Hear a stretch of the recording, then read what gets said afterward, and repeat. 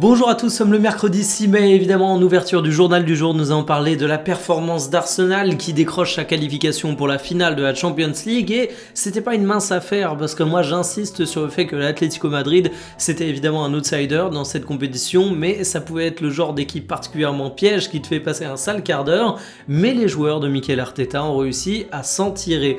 On parlera également de Le Paul qui du côté du Stade Rennais attire beaucoup la convoitise, de Johan Gadou, un joueur français relativement méconnu dans l'Hexagone qui se dirige du côté du Borussia Dortmund. Nous parlerons de petites déceptions du côté des hôtels pour la Coupe du Monde 2026 aux États-Unis et enfin on verra les toutes dernières et fraîches compositions attendues pour le match entre le Bayern Munich et le Paris Saint-Germain. On débute avec la Champions League, on termine avec la Champions League. Installez-vous confortablement et bienvenue pour le journal du jour. Un but dans le jeu, dans les deux matchs, pas plus que ça, mais attention, je suis pas en train de dire que ce match entre Arsenal et Atlético Madrid était mauvais, c'était une prestation avant tout défensive, mais elle était extrêmement intéressante, Arsenal a bien joué et Arsenal est un magnifique finaliste de cette Ligue des Champions et surtout les Gunners peuvent désormais rêver grand, ils sont bien placés pour gagner la Première Ligue, ils sont bien positionnés pour avoir le droit d'espérer soulever la Champions League, autrement dit, on se dirige droit vers une saison historique, il faut juste pas se prendre les pieds dans le tapis au dernier moment. C'est donc un 1-0 face à l'Atleti, voici les compositions qui étaient alignées. En termes d'homme du match, Saka était encore un peu juste, il n'a joué que 58 minutes, mais il a confirmé être le joueur de classe du club. Il a diminué doucement, mais il est ensuite monté en puissance jusqu'au but où il a été très attentif. J'ai beaucoup aimé Trossard sur son côté, où il a fait beaucoup de différences, où il a été pertinent à la passe, où il a été pertinent dans ses courses avec ballon, et ça vous prouve que c'est pas parce qu'un match a relativement peu de buts, qu'il peut pas y avoir des offensifs qui ont été bons durant la rencontre et dans le genre, je suis souvent très dur avec Gyökeres parce que j'estime qu'il n'a pas forcément le niveau pour être titulaire dans une équipe qui dispute la finale de la Champions League, mais face à Atleti, je l'ai trouvé bon. Alors certes, il n'a pas tout réussi, certes, il n'a pas marqué, mais c'est un numéro 9 qui a mis une pression constante sur ses adversaires, qui n'a pas lésiné en effort, et franchement, j'ai trouvé que c'était un de ses meilleurs matchs sous les couleurs des Gunners, alors qu'il n'a même pas marqué, donc il faut savoir souligner ce genre de prestations. En face, j'ai davantage quelques petites déceptions. Antoine Griezmann a été au niveau, mais Julián Álvarez était juste physiquement et ça s'est senti. Lookman, c'est un petit peu mon coup de cœur depuis qu'il débarque à Atleti parce que je trouve qu'il apporte énormément, mais ça n'a pas été le cas au cours de cette rencontre et finalement, les joueurs de Simeone se sont heurtés à la défense absolument impériale des Gunners. Cette charnière composée de Saliba et de Gabriel, vous la mettez dans le détroit d'Ormuz, il n'y a absolument aucun problème, tous les bateaux passent avec une protection parfaite, vous les mettez à la frontière ukrainienne, Vladimir Poutine, il recule. La charnière d'Arsenal est une dinguerie et si tu ajoutes à ça un mec au milieu de terrain comme Declan Rice, qui est un formidable numéro 6, qui est le maître du temps, qui est capable de faire de bonnes récupérations, qui est vraiment un mec qui a une capacité à la fois rassurer son équipe, mais aussi à annihiler le jeu des adversaires, faut se les coltiner les Gunners, et l'Atleti n'a pas eu la puissance offensive nécessaire.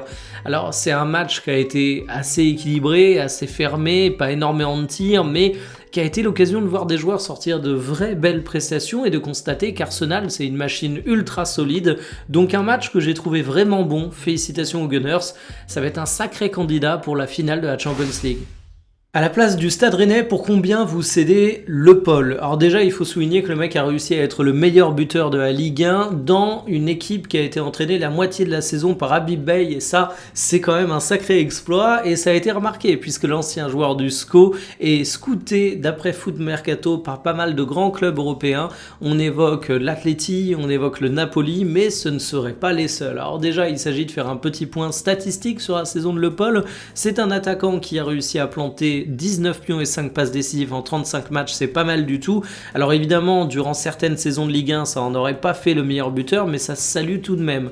La finition, c'est évidemment sa première qualité, mais ça reste un mec qui est également très impliqué au pressing, avec une grosse activité, et ça se valorise aussi. Justement, la valorisation d'Esteban Le Paul, elle est aujourd'hui à 20 millions d'euros. On rappelle qu'il a été recruté l'été dernier pour 13,5 millions. À mon sens, il vaut plus après cette saison. Attention, Attention néanmoins, il a déjà 26 ans, il se révèle sur le tard, c'est sa première saison véritablement au top. Moi j'aimerais bien le voir rester du côté du Stade Rennais parce que je trouve que ça avait plutôt sens dans leur projet sportif. Après il y a des montants à partir desquels tu peux commencer à discuter. 30 millions d'euros, je réfléchis très très sérieusement. 40 millions d'euros, je l'amène moi-même à l'aéroport. Mais il y a une chose supplémentaire à mettre dans l'équation, c'est à quel point le Stade Rennais a besoin de vendre ou pas.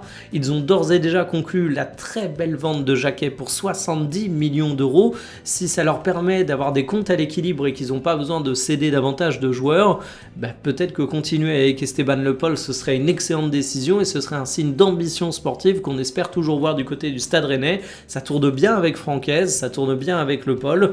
Continuons comme ça, j'ai envie de dire. Un ancien du Paris Saint-Germain va atterrir du côté du Borussia Dortmund, un jeune défenseur central prometteur dont on ne traînera pas le nom dans la boue malgré le fait qu'il s'appelle Gadou, Johan Gadou, voilà, c'est la presse qui nous en parle aujourd'hui. L'accord aurait été trouvé avec le Borussia Dortmund pour un transfert de 20 millions d'euros fixe avec 4 à 6 millions d'euros de bonus potentiels et un intéressement à la vente.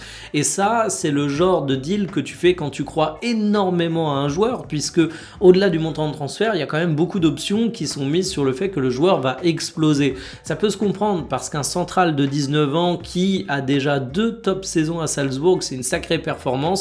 Il est assez méconnu en France parce que oui, il a fini sa formation au Paris Saint-Germain, mais il a jamais joué avec l'équipe première, c'est donc pas le mec le plus médiatisé. Il a également fait beaucoup de classes de jeunes du côté de l'équipe de France, mais il n'a pas non plus été avec les espoirs, donc c'est pas un mec qui est surmédiatisé, mais il a d'ores et déjà des qualités qui ressortent pas mal d'après les observateurs. C'est un joueur qui a un physique qui s'est développé malgré son jeune âge, il fait 1m95, ça ne l'empêche pas d'être relativement vif, d'être relativement intéressant sur toute la palette des qualités athlétiques que peut avoir un joueur de foot. On parle également de son agressivité, où c'est un joueur proactif qui ne lésine pas à aller vers l'adversaire pour faire des interventions défensives. Il a un gros potentiel, peut-être que cette agressivité, il faudra un petit peu la réguler, mais pour un joueur de 19 ans, c'est quand même un sacré dossier à suivre, surtout si vous soutenez l'équipe de France, parce qu'on le verra peut-être tôt ou tard chez les Bleus. On verra ce qu'il va donner du côté du Borussia Dortmund dans une Bundesliga qui est un championnat plus relevé que là où évolue Salzbourg, bien évidemment, affaire à suivre. Personne ne veut aller voir cette Coupe du Monde. Alors évidemment, j'exagère en disant personne, mais l'équipe nous a fait un article où on apprend que 80% des hôteliers sont déçus par le niveau des réservations. Certains parlent même de non-événements avec des réservations moins bonnes que l'année dernière. Autant dire, c'est une dinguerie. Mais alors, je sais pas ce que vous en pensez de mon côté. Les hôteliers, c'est un peu comme les restaurateurs. J'ai l'impression que toutes les saisons, on va nous dire que c'est la pire saison de l'histoire. C'est la même chose à tous les Jeux Olympiques, c'est la même chose à toutes les Coupes du Monde. On va t'annoncer que surprise, c'est un peu moins rempli que prévu. Alors les mecs, c'est peut-être parce que vous avez fait x10 au niveau des prix, mais en tout cas cette Coupe du Monde 2026, elle a quand même 2-3 trucs pour ne pas attirer énormément. T'es pas dans un pays de football. Les États-Unis, c'est un pays de baseball, c'est un pays de football américain, c'est un pays de basket, mais le soccer, comme ils disent là-bas, c'est pas le sport numéro 1. Il faut donc faire venir pas mal d'étrangers. Et je sais pas ce que vous en pensez, mais l'Amérique de Donald Trump, c'est pas forcément le pays le plus accueillant au monde. C'est difficile administrativement d'obtenir un visa, même pour du tourisme, mais est-ce que tu te sens bienvenu quand t'es mexicain, par exemple, ou plein d'autres nationalités ? Franchement, j'ai envie de répondre non. Et en plus, il y a un contexte économique qui n'aide pas. Prévoir un voyage pour la Coupe du Monde, c'est prévoir des dépenses. Vous n'êtes pas sans savoir qu'il y a 2-3 trucs qui se passent en Iran qui font qu'il y a une flambée des prix des carburants et donc des vols d'avion, qu'en plus de ça, même localement, ça va jouer, vu le prix du baril de Brent, il y a une inflation qui revient aux États-Unis. Bref, il y a quand même pas mal de choses qui, politiquement, économiquement, et même en termes de situation des États-Unis par rapport au soccer, comme ils disent, qui font que je suis curieux de voir comment va tourner cet événement, mais après il faut faire attention, on a toujours des articles alarmistes avant la compétition, il y a toujours des mecs qui vont dire sur Twitter 2 semaines avant, c'est moi où il n'y a absolument aucune hype pour cette Coupe du Monde, mais on nous dit ça pour toutes les Coupes du Monde. Je suis quand même curieux de voir les chiffres économiques, parce que là le contexte est assez particulier. Les compositions pour Bayern PSG sont tombées ce matin dans le journal L'Équipe et s'il n'y a pas de grande surprise, il va quand même y avoir des changements absolument majeurs. Le fait de ne pas avoir Hakimi n'est par exemple pas une surprise, on le sait, il est blessé, mais ça entraîne un vrai bousculement de l'équipe parisienne. On va avoir Zahir Emery à droite, ce qui me donne plutôt confiance étant donné que le jeune français a bien occupé ce poste pendant le départ d'Hakimi à la CAN et Ruiz est de retour. L'Espagnol sera au milieu de terrain, là où il a été pour que le PSG remporte la dernière Champions League. Sauf que Fabian Ruiz, il est peut-être un peu moins en forme, moins en jambes physiquement qu'à son prime l'année dernière. Donc il va falloir voir s'il arrivera à tenir l'énorme intensité que va imposer le Bayern Munich chez eux. Du côté du Bayern Munich, on a un Alphonso Davies qui ne sera pas aligné cette fois-ci. C'était un peu la surprise de compagnie. On aura le retour du classique Leimer à ce poste. Lennart Karl est de retour, mais pas question de titulariser. Et du côté du rythme, justement, je parlais de Fabian Ruiz. Musiala retrouve petit à petit des minutes de jeu et je pense qu'il sera plus en jambes pour ce match retour. C'est évidemment un match qui est attendu de façon incroyable. Le Paris Saint-Germain a un petit but d'avance, mais c'est pas grand-chose quand tu sais qu'il y en a une au cours du match aller, quand tu sais que le match retour est à l'Allianz Arena, donc il y a un suspense de fou. Ce sont peut-être les deux équipes qui jouent le mieux au monde, donc ça va être un match spectaculaire. Qui est le favori de cette rencontre? Je vous montre les codes dans une partie sponsorisée par Winamax. Si vous avez envie de vous lancer, il y a le code promo TMF10 à rentrer lors de votre inscription. Ça vous donne deux cadeaux, 10 € offerts. Et le deuxième cadeau, c'est votre premier pari remboursé jusqu'à 100 € s'il est perdant. Ça aide la chaîne, code promo TMF10. Le Bayern Munich cote à 1,58 sur la victoire, le PSG 3,85, match nul 5,50. On peut donc se dire que le PSG n'est pas favori du tout, mais attention sur la qualification, c'est plutôt équilibré, 1,80 Bayern, 2 PSG, hier c'était même exactement la même cote.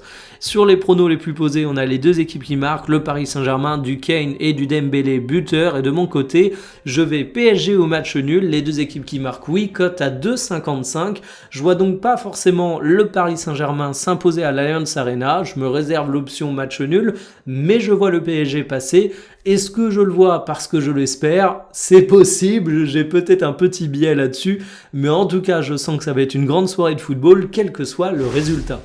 Terminé pour le journal du jour, cet après-midi, on va pas revenir directement sur le match entre Arsenal et l'Atlético, je vais faire un focus sur un joueur précis, je vais faire un focus sur Antoine Griezmann. De toute façon, Arsenal, on aura l'occasion d'en reparler, je vais faire beaucoup de contenu autour de la finale de la Champions League, plutôt logique, donc forcément les Gunners sont à l'honneur. L'Atleti, je risque de pas en parler tout de suite, mais Antoine Griezmann, c'était un peu, je veux juste une dernière danse avant l'ombre et l'indifférence comme chantait Kyo cette campagne de Champions League, et Grisou va quitter l'Atleti sans trophée majeur avec le club, à l'exception évidemment de l'Europa League qu'il a remporté il y a déjà pas mal de temps, et ça va me permettre de faire un petit peu le bilan, calmement, se remémorant chaque instant. J'ai envie de rendre ce petit hommage à Antoine Griezmann, j'ai envie de m'interroger un peu sur la trace qu'il laissera dans le football français, pour l'Atlético, dans le football de club espagnol également, de manière générale.